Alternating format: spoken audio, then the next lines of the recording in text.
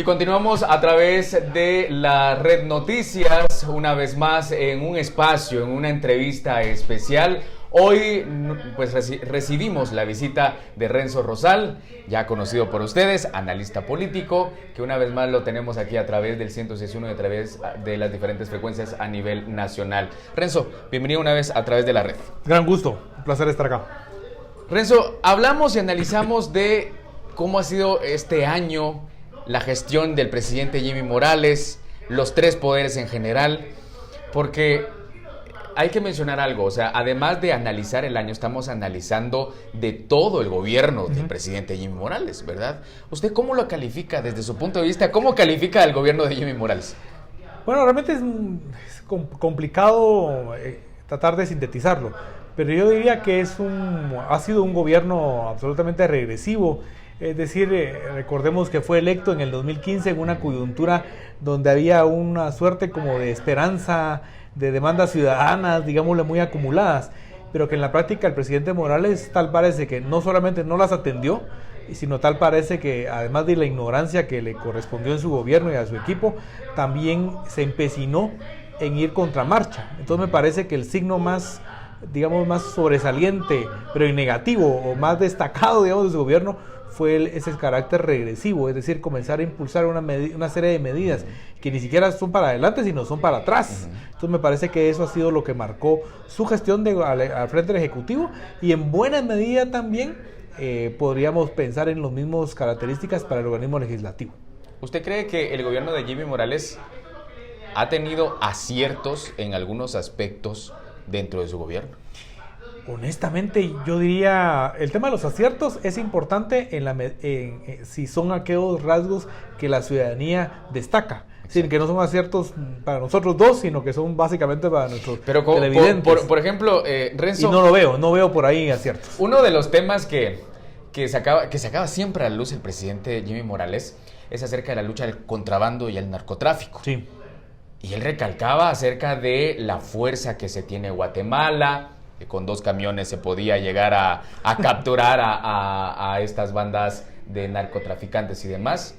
¿Usted qué cree con estos temas que él, dentro de su discurso, destacaba demasiado? Bueno, me parece que en la parte del contrabando, digamos, está claro que el fenómeno del contrabando continúa, y evidentemente durante los últimos años muy probablemente se fortaleció, y que eso está generando, obviamente, en principio al erario público un importante desgaste, porque todos esos recursos que deberían de entrar, pues no entran, y por lo tanto todo el tema de inversión pública está casi que abandonado. También el sector empresarial obviamente se queja de todas las implicaciones del contrabando en ascenso. Sobre el otro tema, sobre la lucha contra el narcotráfico, digamos, si bien es cierto que el gobierno se ha jactado de que durante esta gestión se han hecho importantes decomisos de drogas, mi lectura es como al revés. Es por el contrario, es decir, a más decomisos es porque hay mayor circulación de drogas. Claro. Porque estamos viendo que quizás de cada kilo de cocaína, digamos, que se decomisa, quizás en el mercado lo que hay son 10 o 20 por cada kilo. Entonces mi análisis es si ha habido tanto que ha aumentado el trasiego, y por lo tanto aumenta la fuerza que tienen las estructuras criminales, especialmente las estructuras del narcotráfico. Eso por supuesto que es una constante en los últimos 4 o 5 gobiernos, pero evidentemente creería yo que en el gobierno anterior y en este fenómeno del narcotráfico en particular se ha potenciado. Otro de los puntos importantes que se destacaron, y específicamente este año, fue la decisión del presidente Morales y del Ejecutivo el poder decirle ya no a la CICIG, al mandato de la CICIG. O sea, ese fue uno de los puntos también en el que vino no solo a dar opiniones contrarias a su gobierno y a sus propias decisiones, ¿verdad? Si analizamos esta decisión que ha tomado el presidente con respecto a decirle ya no al mandato de la CICIG. Es precisamente uno de los signos que yo denomino donde se puede sintetizar más el carácter regresivo. Hay que tomar en cuenta que la llegada de la CICIG y demás se hace durante el gobierno del expresidente Berger, en un contexto en donde habían tal cantidad de fenómenos de criminalidad compleja que el Estado de Guatemala en aquel momento solicitó, levantó la mano y dijo necesitamos apoyo. Claro. Después de 12 años, uno diría, si esos factores, esos fenómenos ya se solucionaron o ya se atendieron debidamente, si ya no están presentes con tanta fuerza, pues se vale entonces decirle a la CICIG, pues ya no continúa. El problema está en que esos factores siguen estando no solamente presentes, se han potenciado, se han fortalecido, sino que tal parece que también tomaron ahora nuevo ritmo, nueva fuerza, tienen un carácter de reproducción muy fuerte. Entonces no tiene sentido el haberle pedido, el haber finalizado la gestión, porque no es que se le haya, digamos, sacado las per se, sino que finaliza su gestión y ya no continúa. Pero lo que me parece a mí más característico o más criticable es que el propio presidente Morales, tal parece que no mira esto, que él vive en una realidad totalmente distinta, o en una pseudo realidad, y que por lo tanto él fue el que encabezó la cruzada anti-CICIG. Claro. Entonces aquí no se trata tanto de estar a favor o en contra, sino cuando un presidente de la República toma un bando, ya sea de un lado o del otro, y él personalmente, digamos, deja de ser el símbolo de la unidad nacional, como lo establece la Constitución de la República, abandona ese mandato, digamos, que además no es optativo, y se pone empecinadamente a marcar las pautas para que la salida de la CICIG no solamente se diera, sino que se diera bajo características buscando que la comisión se desprestigiara, buscando exacerbar a los enemigos de la comisión, etcétera, etcétera, y que todavía esos rasgos están presentes al día de hoy con la famosa Comisión de la Verdad. Exacto. En el Congreso. Es ahí donde el gobierno del presidente Morales, pues evidentemente perdió sentido.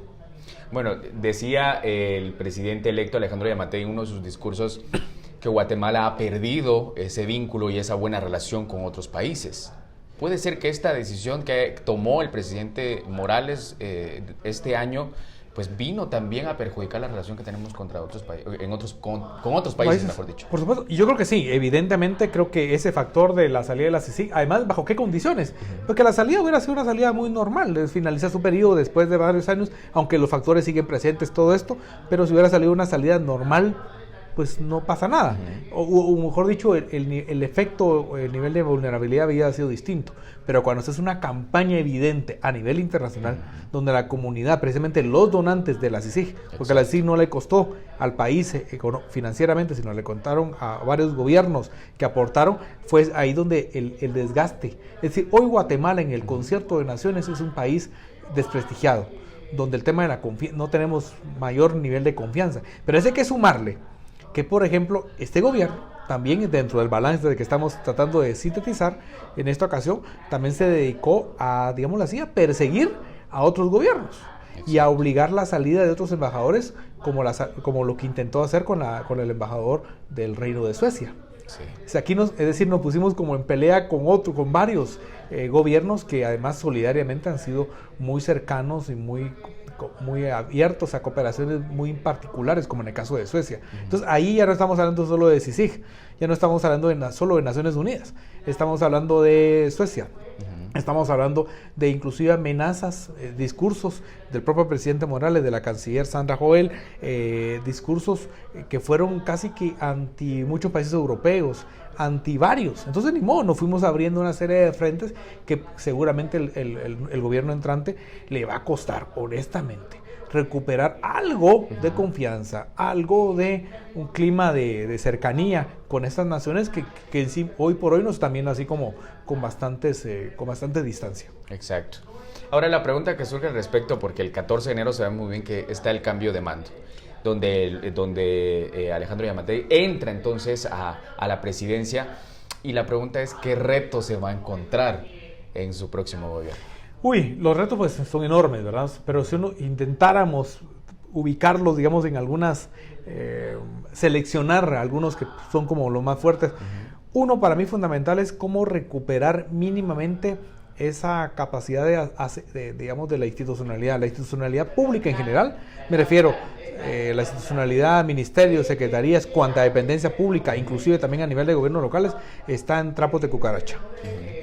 Y por lo tanto recuperar un poco de oxígeno, de aceite, de engranaje, a eso es fundamental. De lo contrario, cualquier desafío, cualquier buena intención se va a ir en banda cuando no hay aparato público. El aparato público está, digamos, no solamente ineficiente, sino además lleno de estructuras de corrupción y demás. Hay un montón de vicios. Entonces, quitar algunos de esos vicios creo que es una tarea clave. La segunda tarea clave es, creo yo, tratar de recuperar digamos, hacer como un proceso de solución, si no solución, trabajo del daño, digamos, todo lo que es gestión del daño de los diferentes frentes que este gobierno que está finalizando ha dejado, por ejemplo, en materia de política exterior, en materia de desconfianza ciudadana, en materia de buscar acomodar las instituciones a las decisiones del presidente, a sus propios intereses. Ese tipo de cuestiones han marcado. Yo creo que el presidente Yamatei, el presidente electo Yamatei y su equipo tendrán que ir como saneando. El segundo escenario para mí es como de sanear algunos de estos elementos, especialmente tratar de recuperar un poco la credibilidad sobre el gobierno, porque la credibilidad del gobierno y la credibilidad del presidente hoy está también de pronto la peor situación en la historia política desde la época de la democracia en Guatemala. Un tercer factor, para no enumerar muchos más, creo yo que es priorizar. Está claro que el país tiene un montón de desafíos, ya lo mencionábamos, pero habrá que priorizar y precisar 3-4 frentes que va a ser posible plantearse ciertas, digamos, pasos hacia adelante en los siguientes 4 años. Si lo que quiere hacer el presidente Yamatei es de todo, va a terminar siendo de todo y de nada. Si le va a querer entrar a muchas cosas, no. Por supuesto que hay, insisto, muchos desafíos, pero hay que precisar, priorizar y focalizar mucho el tema del presupuesto. Ya reencontramos hace algunos días la noticia de que por lo menos el primer año del nuevo gobierno va a tener que caminar con el presupuesto de 2019. Y por lo tanto, ahí hay, digamos, toda esa operación de las finanzas públicas le va a significar levantar vuelo lentamente. Así que no esperemos del siguiente gobierno que levante vuelo rápido. Yo creería que el primer semestre, siendo muy optimistas, es donde va a comenzar a ver de qué se trata el asunto. Aunque nosotros los guatemaltecos quisiéramos que después del 14 de, qué sé yo, tipo 20, 25 de enero ya estuviera tomando decisiones. Ya viéramos, por lo menos en la cartera de comunicaciones, que es uno de los aspectos que ha también destacado Alejandro Yamatei, que quiere pues que se invierta bien dentro del presupuesto 2020. Claro, y yo creo que está bien, o sea, ese objetivo me parece que es fundamental, pero cómo operarlo va a ser difícil. Exacto. Hay que recordar un factor que es fundamental. El eje de las decisiones políticas en este país no está en el Ejecutivo. Le guste o no al presidente Yamatei, tiene que reconocer que no está en su escritorio o en su oficina. Hay una parte que sí, pero la mayor parte de la decisión política de este país está en el Congreso. Y el Congreso, esta novena y nueva legislatura, está, si no en manos, en buena medida hay un peso fuerte por parte de la UNE. Y con la UNE, entonces hay que establecer, hay que ser muy claros, un nivel de cogobernar. Yamatei tendrá que cogobernar con ese Congreso. Y con ese Congreso donde la bancada de la UNE, de momento, es una bancada mayoritaria.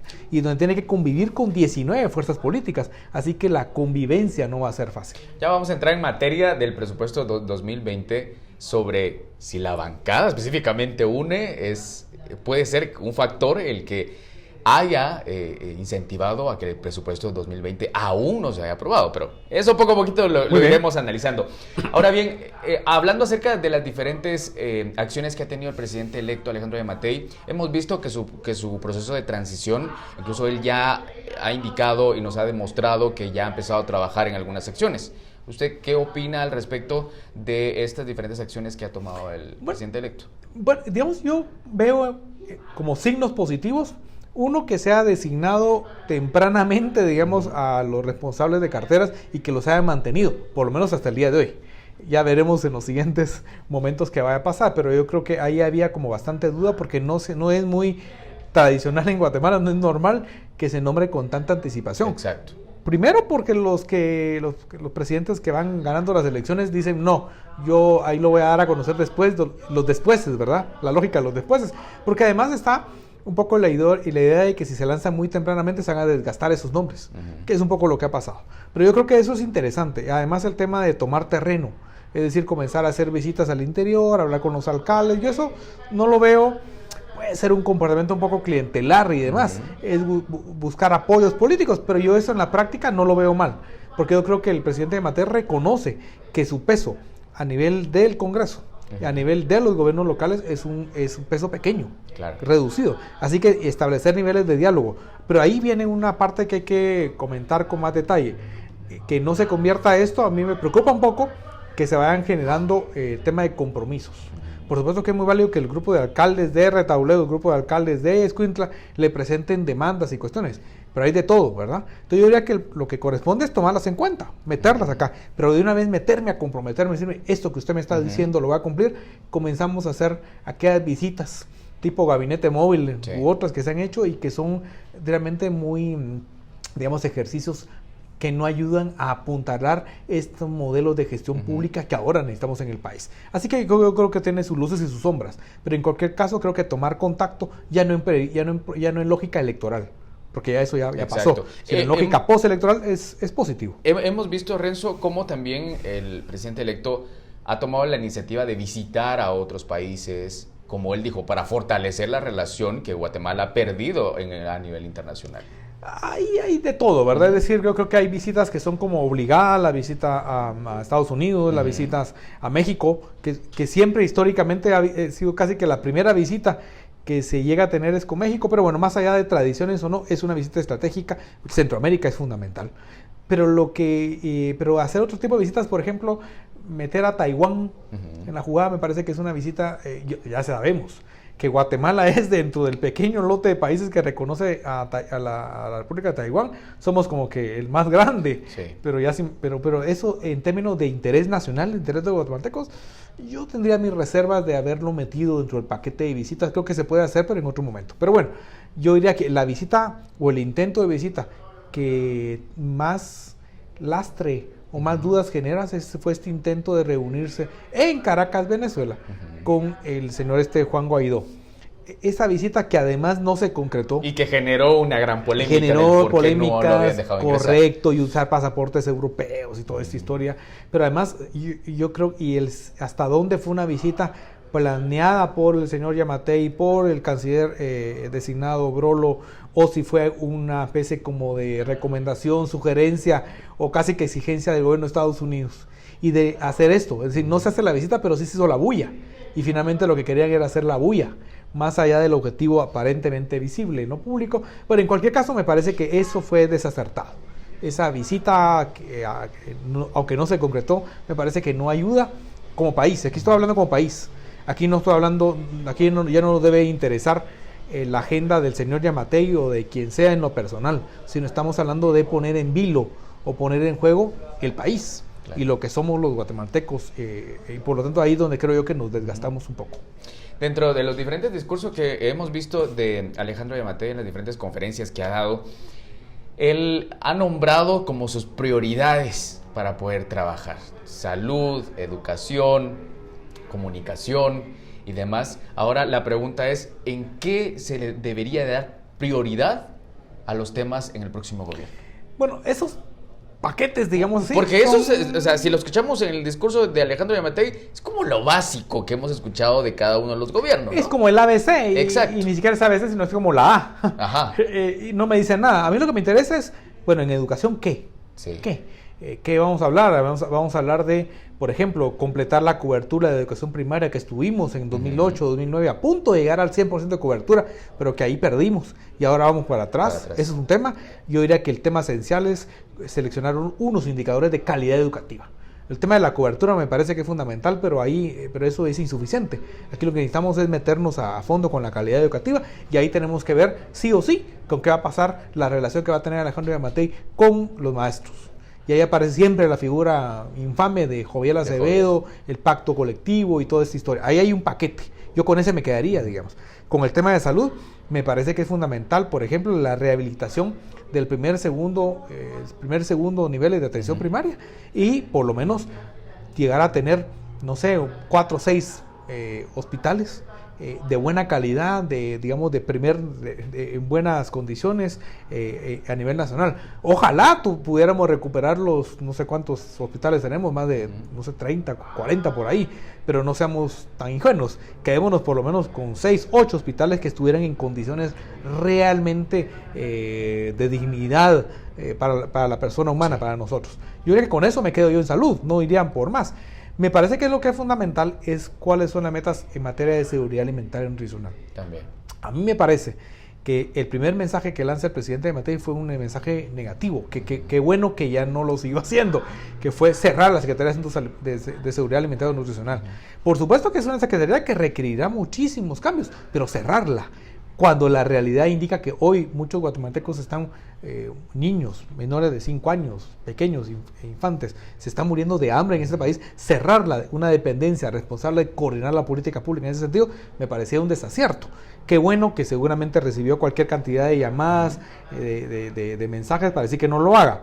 Pero en cualquier caso, más allá de la CESAN, hay que precisar 2-3 metas en ese sentido. Y en materia de comunicaciones también, porque nos fuimos en banda. Es decir, está clarísimo que la infraestructura vial y estratégica, sumemos puertos y aeropuertos en este país, es bastante precaria, digamos. Sí. Y que es muy poco lo que se ha hecho en los últimos 2 gobiernos. Entonces yo creo que ahí hay que precisarla. Entonces no basta con decir comunicaciones o la infraestructura vial es mi prioridad. A mí honestamente eso no me dice. Tampoco me dice mayor cosa. Mi gobierno va a construir 2.000, 3.000 o 500 kilómetros de carreteras nuevas. Eso no mucho me ayuda. Lo que me ayudaría es, por ejemplo, recuperemos, pero de calidad y no tipo Libramento de Chimaltenango, sí, que es una lamentable... Que hasta una investigación del Ministerio Público. Absolutamente. ¿Qué iba a ser? Lo único que iba a dejar Jimmy Morales de su gobierno, pero ahora es una aberración, evidentemente, pero en condiciones distintas. Creo yo que hay que valdría la pena decir, bueno, ¿cuáles son los 3-4 hitos claves de rehabilitación de infraestructura vial, por ejemplo, de ampliación de puertos, de mejoramientos fundamentales del aeropuerto La Aurora, y de 2-3 aeródromos a nivel del interior del país? Con eso me quedaría yo. Esa historia de, por ejemplo, me parece desacertado el simple mensaje de la simple mención de trasladarle el aeropuerto administrado a la municipalidad de Guatemala. Sí. Eso me parece que es un mensaje absolutamente fuera de sentido, aberrante. Entonces son cosas donde creo yo que hay de todo, ¿verdad? Hay mensajes que son quizás interesantes, pero falta precisión y falta foco. Y aquí lo que me parece, y con esto cierro, digamos, ahí esta parte, que el señor Yamatei, hay que recordar que sobre él hay mucha expectativa porque él viene compitiendo para la presidencia por 3 ocasiones anteriores. Esta es la 4ª ocasión. Él ha tenido, en teoría, más o menos 12, 15 años de prepararse para saber cómo está la realidad. Correcto, pero sus pasos o los mensajes o planteamientos que ha hecho, no me parecería a mí que es de alguien que tiene más de una década de estar esperando llegar a la presidencia. Me parece más de un mensaje de alguien que está siendo como que muy básico. Yo lo que he escuchado, Renzo, es en los discursos también que ha dado el presidente electo, es que siempre refuerza un mensaje conforme a los centros preventivos. Bueno, y es de entender porque su única experiencia en Poder Ejecutivo fue cuando fue director del sistema penitenciario. Entonces, yo creo que, digamos, de corazón, o no sé si de corazón o como sea, hay ahí una identificación particular con el sistema carcelario. Y por supuesto que de aquel fenómeno, cuando él fue director del sistema penitenciario durante el gobierno de Berché al hoy, la situación se ha hecho mucho más compleja y mucho más problemática. Y eso está claro. Pero hay que ver cómo ese tema de política penitenciaria se enmarca dentro de un paquete mayor de seguridad ciudadana. Entonces, porque para comenzar, el sistema penitenciario pertenece al Ministerio de Gobernación y está metido dentro de un sistema un poco mayor. Y es ahí donde hay otro mensaje que me parece a mí que es preocupante. Las personas que designó en paquete, digamos, para el Ministerio de Gobernación, me parece a mí en general, ministros, viceministros, viceministras y algunos directores y el mismo Consejo Nacional de Seguridad, me parece que son menciones muy desacertadas, digamos, muy de síntomas o de expresiones que nos deben de poner así como en mucha preocupación. Más allá de que no han comenzado su gestión, están a punto de comenzarla, pero yo diría con ese perfil, especialmente con su vínculo militar, me parece que el mundo va en otra lógica. Las secretarías o ministerios del interior están en manos de civiles, porque lo que hay que imprimirle al mundo, no solo a Guatemala, son signos de seguridad democrática. Y un militar, por mucho de que tenga una buena persona, lo que sea, no tiene esa formación, no tiene ese vector, ese chip, no lo tiene. Entonces yo ahí tengo mis dudas de qué podemos esperar de esta gestión en particular de gobernación. Uno de los temas también que sale a la luz, Renzo, es el tema de migración. Este año fue uno de los puntos en el que Guatemala estuvo dentro de el ojo internacional, el poder declararse como el tercer país seguro, que obviamente por parte del Ejecutivo, por parte del Ministro de Gobernación, que hace esta gestión. Ahora, ¿qué retos tendrá Alejandro Yamatei con el tema de migración en nuestro país? Yo diría esa es una gran papa caliente.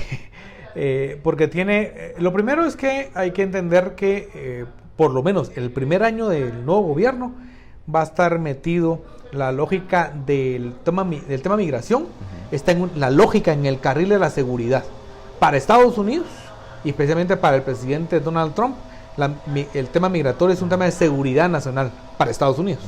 Y aunque aquí queramos meterle otras lógicas, la lógica de derechos humanos, la lógica de la solidaridad, etcétera, aquí hay un cruce, digamos, de lógicas o de temas que no corresponden, que están en choque, digamos, que no van en la misma línea.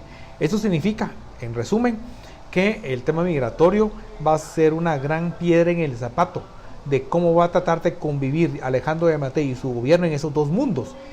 Por un lado, en el mundo de tratar de quedar bien, atender las recomendaciones, entre comillas, de Estados Unidos, quien está viendo el tema migratorio desde un punto de vista, pero el gran reclamo o la gran demanda de ver esto desde la perspectiva nacional como un tema más denso. Es un tema que tiene que ver con pobreza, es un tema que tiene que ver con la falta de generación de ingresos. La gente está migrando por razones económicas y, en segundo término, por razones de seguridad. Entonces, en tanto no se mejoren algunos elementos de seguridad y de condiciones económicas reales a nivel local, a nivel rural, pues el fenómeno migratorio va a estar ahí. Y por lo tanto, esa convivencia no es una convivencia fácil, porque en la práctica los guatemaltecos van a seguir migrando. No importa si en Estados Unidos hay elecciones o no hay elecciones, la gente va a seguir migrando. Y eso va a significar que cada vez más Estados Unidos no solamente nos ponga el ojo, sino cada vez nos apriete más, nos va condicionando más apoyo, cooperación, respaldos, etcétera. Y esas circunstancias, por mucho de que el señor Giammattei y el canciller Pedro Grolo quieran tener buenas relaciones, son los hechos. Hoy por hoy la política exterior está basada en hechos concretos, no en discursos. Y son los hechos los que apalancan lo otro. Y si los hechos indican que aquí la gente va a seguir migrando, que las condiciones económicas no se van a mejorar de la noche a la mañana, que las condiciones de seguridad, a ver qué pasa, no sabemos, pues de pronto esa presión, digo el próximo año porque recordemos que en noviembre, el próximo, de ahora de 2020, tenemos las elecciones en Estados Unidos. Sí. Dependiendo, vamos a ver qué pasa después, pero de aquí a noviembre de este año, las circunstancias van a ser muy difíciles en materia del tema migratorio. Y agreguémosle más carga al asunto, tomando en cuenta que el gobierno saliente, Jimmy Morales, Sandra Jovel y compañía, desatendieron las recomendaciones que la Corte de Constitucionalidad brindó en su oportunidad. Y donde el famoso acuerdo del tercer país seguro, exacto, el gobierno reiteradamente y además públicamente estuvieron en contra de que se pasara eso al Congreso. O sea, y la Corte de Constitucionalidad le dijo, tienen que pasarlo a decisión del Congreso, y el Ejecutivo dijo no.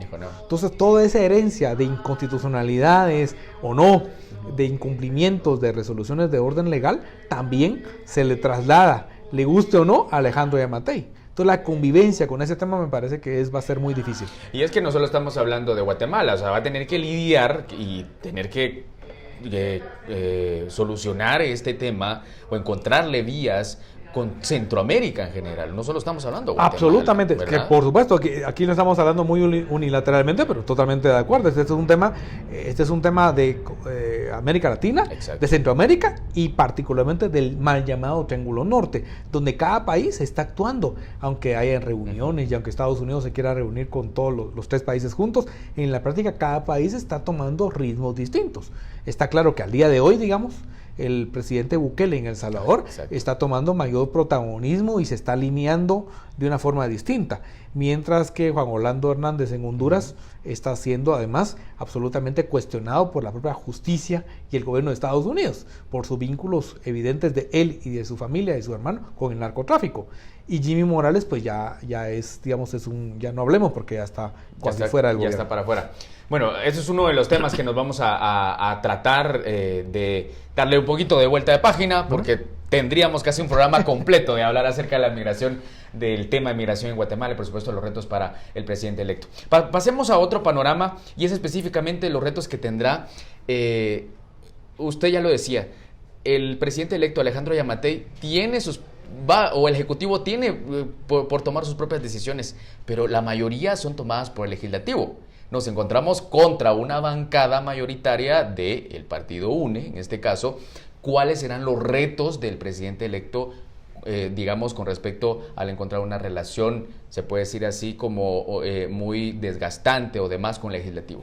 Bueno, para responder a eso diría que una primera cuestión es que el partido, el gobierno entrante y particularmente el partido como tal, el partido Vamos, pueda aclararse un poco qué quiere hacer en el Congreso. Por ejemplo, y ahí hay como de dos colores, de dos sabores. Una primera cuestión, un primer escenario es que se la quieran jugar por la propia y que quieran ellos organizar, como lo hizo el FCN de alguna forma, aunque comprando diputados, a armar su bloque oficialista.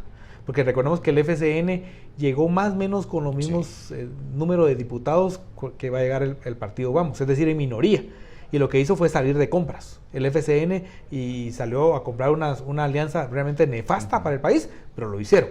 Habrá que ver si el partido Vamos quiere repetir esa misma historia de ya sea salir de compras o hacer alianzas, entre comillas, con partidos por demás cuestionables, como la UCN, sí, como el partido Todos, como el mismo FCN, que va a tener una bancada chiquitita, pero va a tenerla, como otros partidos, como el partido Viva, como el partido Valor. Habría que hacer las sumas, y quiere entonces el partido oficial, el partido Vamos, dejar por un lado a la UNE. Es decir, yo ya sé que son 52, pero yo voy a armar mi bloque, totalmente dándole la espalda a la UNE. Ese es un escenario. El otro escenario es decir, no. El otro escenario es reconocer que soy una bancada pequeña y que tengo que establecer niveles de diálogo. No estoy hablando de cogobierno, eso sería un tercer escenario, sino niveles de diálogo inteligente, hábiles con la UNE, que es una bancada experimentada, que es una bancada que ha jugado cuando le conviene de oposición, pero cuando no, también ha hecho match con los gobiernos. La UNE y el FCN hicieron cosas en conjunto. Sí. La UNE y el Partido Patriota en la anterior legislatura también. Entonces la UNE sabe bien los entresijos de cómo maniobrar en estas arenas. Entonces, esa experiencia versus la de Vamos, estamos hablando de desniveles. Entonces Vamos tendría que establecer algún tipo de niveles de diálogo, por ejemplo, en temas claves como el presupuesto. Sí. Si yo tengo que operar con un presupuesto que no es el que quería, con montos menores, tengo que establecer acá. Seguramente la UNE va a tener control de la Comisión de Finanzas y Moneda, por ejemplo. Va a tener control de una parte de la junta directiva, de la primera junta directiva de ahora, de esta novena legislatura. Entonces, esa es la realpolitik. Y un tercer escenario es el que yo denomino como el cogobierno. Es decir, pasar ya no solamente el diálogo, sino decir, bueno, miren, entendámonos bien. Vamos a estar en ejecutivo y ustedes van a estar aquí en el control legislativo. Tenemos que, digamos, ya no solamente dialogar, sino tenemos que ponernos de acuerdo. Exacto. En elementos de futuro, en elementos de, por lo menos de los siguientes 4 años, por conveniencias de ambos grupos parlamentarios. ¿Qué querrá hacer en resumen el partido Vamos? No lo sé, por cuál de las 3 rutas. No veo otra distinta a estas 3, o a las 2 primeras, digamos, particularmente, que vaya a pasar. Pero yo creo que ahí donde está el cerillo está puesto en el mortero, si ya está encendido, porque si este gobierno se tarda mucho tiempo en levantar vuelo, en presentar resultados, y solo se queda en, yo lo intenté presentarle a usted proyecto de ley, pero el país ya no quiere intentos, el país quiere ejecuciones. Y si la UNE, hoy la UNE está así, esperando a ver en qué momento tocan la puerta, la bancada Vamos, y para qué tocan la puerta. Es lo que yo le preguntaba al inicio y lo que queríamos analizar, sí. Puede ser de que el atraso de la aprobación del presupuesto, un factor importante es que haya una mayoritaria en la bancada UNE.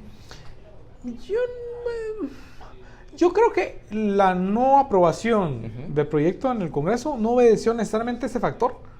Quizás en alguna medida, pero no es el factor. Yo diría que el factor más clave fue que el conjunto de intereses de quererle meter mano al erario nacional eran tantos y tan diversos, que no se pusieron de acuerdo, porque todo el mundo quería lo mismo. Sí. Yo quiero que sus votos, pero para mi causa. Usted quiere los votos, pero para su causa, y así no íbamos a ningún lado.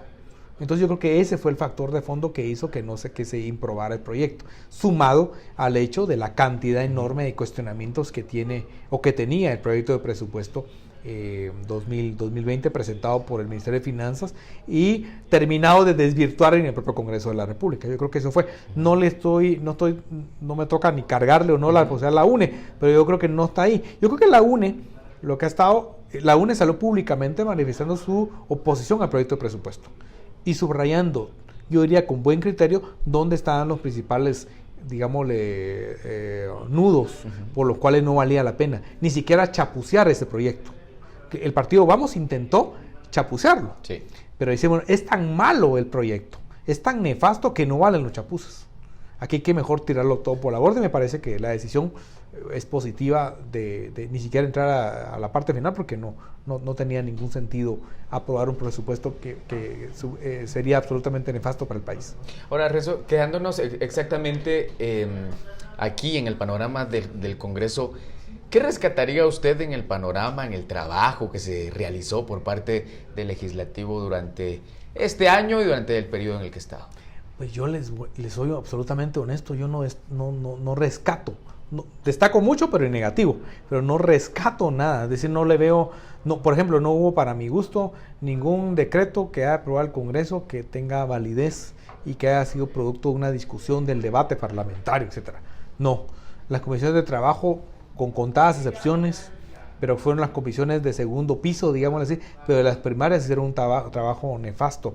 Este famoso grupo de diputados presentes ahí, muchos de los cuales afortunadamente no vamos a ver en la siguiente legislatura, hicieron, especialmente en el segundo semestre de 2019, un trabajo lamentable de querer aprobar, en algunos casos lo lograron, reformas al Código Procesal Penal que son absolutamente para beneficiarse ellos y beneficiar a otros actores cuasi delincuentes de este país. Entonces me parece que si sumamos A más B más C, lo que nos sale es, me parece a mí, un trabajo de la legislatura en general bastante desalentador. Subrayaría que quizás el año 1, el año 2000, el primer año de esta legislatura 2016, se hicieron cosas importantes, positivas.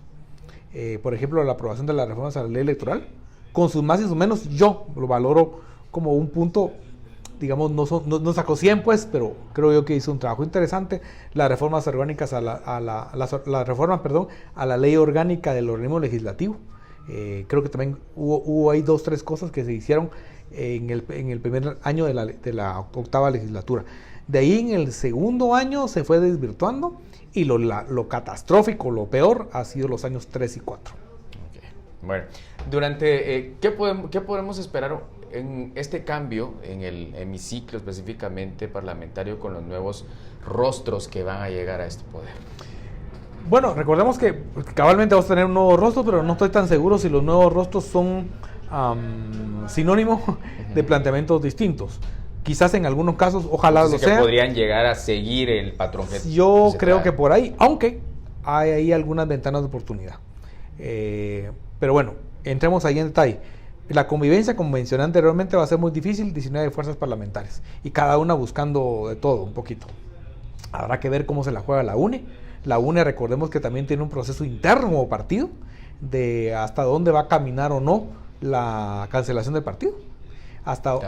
Entonces hay procesos de cancelación sobre la UNE y sobre otros partidos políticos de menor tamaño, pero que va a correr, y habrá que ver si esos procesos culminan y cómo culminan, incluyendo el FCN, que el FCN ya es un cadáver político, digamos. Pero bueno, segundo factor, va a ver en manos de cómo va a quedar lo de la Junta Directiva.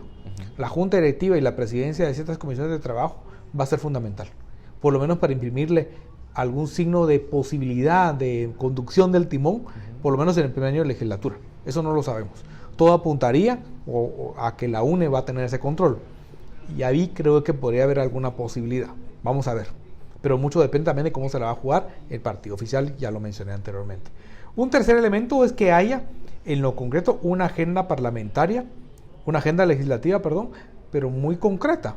Es decir, 3, 4 proyectos que son los que se van a aprobar en el primer año de trayecto. Pensar en que la agenda va a ser de 20 proyectos, eso es, aunque los proyectos de ley puedan ser muy importantes, etcétera, muy rescatables, muy legítimos, eso es inviable políticamente. Porque esta legislatura también su arrancón le va a costar. No vamos a esperar que el 15 de enero ya están armadas las comisiones, no, ya sabemos que eso va a costar. Ponerse de acuerdo, solo el tema de integración de comisiones y esto va a ser un dolor de cabeza que va a llevar probablemente al primer semestre. Vamos a comenzar a ver algo de la legislatura, comenzar a sentarse en el segundo semestre de este año 2020.